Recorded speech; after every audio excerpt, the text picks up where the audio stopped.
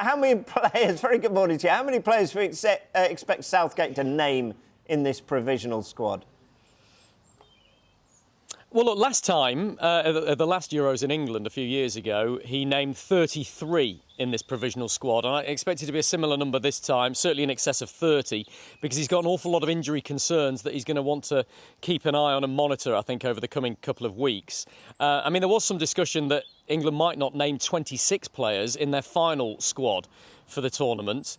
But look, Southgate made those comments saying, quote, there's no point taking more players than we need, before we knew that UEFA had expanded the squads to 26 and confirmed that. And crucially, before UEFA had confirmed that all 26 members of the squad could be named in the match day squad. That wasn't the case at the last Euros, and Southgate didn't like having to tell some players on the morning of a game that they weren't definitely not going to be involved. That's now changed, so look, he's going to take 26. But his biggest concerns, I think, are over two key England players right now. Harry Kane and Bukayo Saka. Harry Kane missed Bayern Munich's final game with a back problem that saw him come off in that Champions League semi-final. That's an ongoing concern that I think England have got to be careful of and monitor a little bit. Bukayo Saka, well, we saw him last weekend, didn't we, fall into those advertising hoardings and hurt himself and get substituted. Then he picked up what Mikel Arteta said was a slight muscle injury. I don't think he'll be a big concern, but didn't play for Arsenal at all in the final round of matches yesterday. So two key players for England that Southgate, I think, will want to keep an eye on. Look, they'll both be in the provisional squad. That's the first and foremost issue here. Yeah. OK, well, we'll keep our fingers crossed for both of those two players. Which players are going to make the headlines tomorrow, Rob?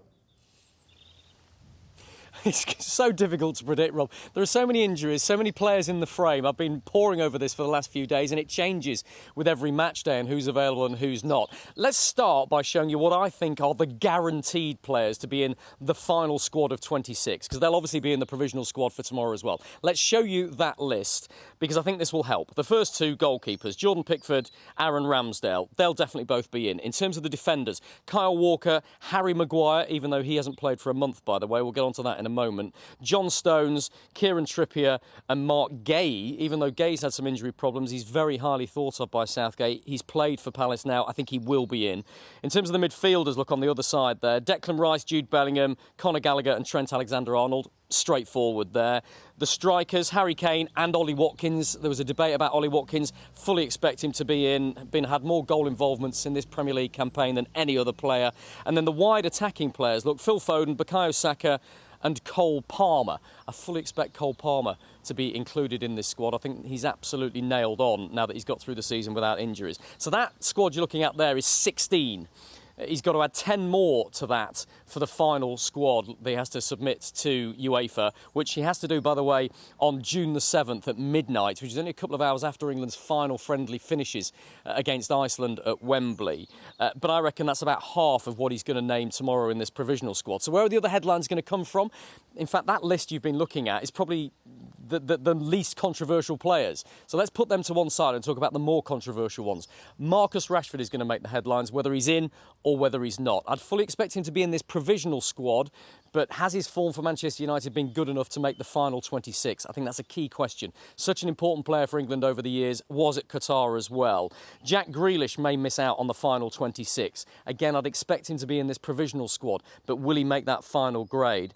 And if not, is there a place for Eberechi Eze? Briefly through the others, Watkins and Toney. Is there space for both of them? I think there probably is, certainly in this provisional squad.